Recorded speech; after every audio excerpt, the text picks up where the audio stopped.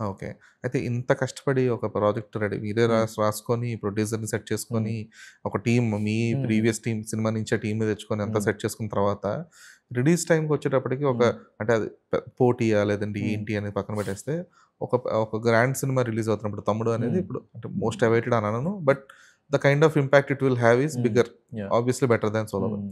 So, ఈ పోటీగా ఉన్నప్పుడు రిలీజ్ అయ్యి అక్కడ హ్మ్. నిలదొక్కుకోవడం అనేది కొంచెం కష్టం. హ్మ్. ఎందుకంటే the kind of push it will have from over the industry గాని, లేదంటే ఫ్రమ్ ద ఆడియన్స్ గాని, అది kind of yeah! Different. Yeah! But 'solo బాయ్‌కి' వచ్చేటప్పటికి ఏంటంటే, హ్మ్. అసలది ఒక సినిమా రిలీజ్ అవుతుందని చెప్పేసి మీరు ప్రూవ్ చేసుకోవడమే పెద్ద అవును. అవును. విషయం అక్కడ. Hmm. At the same time cinema content బాగున్నప్పటికీ కూడా, హ్మ్. దీన్ని దాటుకొని రావాలి. అదే. ఎందుకంటే అదే. ఫస్ట్ ప్రిఫరెన్స్ ఆబ్వియస్‌గా అందరికి తమ్ముడే యాహ్! ఉంటుంది. యాహ్!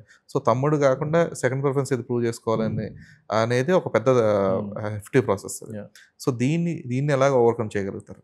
సో, యాక్చువల్లీ లైక్ మేము రిలీజ్ డేట్ అనుకున్నప్పుడు ఇంకా పెద్ద ఫిల్మ్ ఉండే 'కింగ్డమ్' యాక్చువల్లీ. అయినా గూడా లైక్ మా డిస్ట్రిబ్యూటర్స్ వర్ లైక్ అంటే ఇప్పుడు మన ఫిల్మ్‌కి ఒక బడ్జెట్ ఉంటది. మన ఫిల్మ్‌కి ఒక నంబర్ ఆఫ్ స్క్రీన్స్ ఉంటాయి.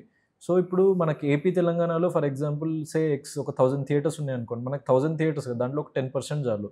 సో, మిగతా ఫిల్మ్‌కి ఆ 90% హ్మ్. ఇచ్చినా గూడా మనకి it's not an issue. No, and the theatres is budget fine. Wise గూడా అంటే theatres is fine. Distributors will help in getting some yeah! 100 or 120 or ah! 150 screens కొన్ని థియేటర్స్ కానీ hmm. That you will get it.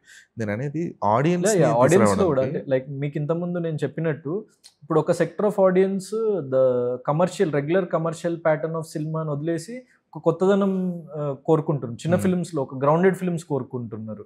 So, even it fits family or even if it's like ఇప్పుడు అమ్మాయిలు గాని, లేకుంటే వాళ్ళ boy ఫ్రెండ్స్‌తోనే వెళ్లి చూడాలంటే they are not preferring regular commercial films. So, they want something ఒక యూనిక్ పాయింట్ ఉన్న చిన్న ఫిల్మ్ అయినా, చిన్న బడ్జెట్ అయినా గూడా ఒక drama they are like expecting. So, అలాంటి జోనర్‌లో వస్తుంది కాబట్టి దీనికి ఒక సెపరేట్ ఆడియన్స్ ఉంటారు. హ్మ్. సో, అండ్ అది ఫుల్‌ఫిల్ అవుతదని జెప్పేసి నేను నమ్ముతున్నా.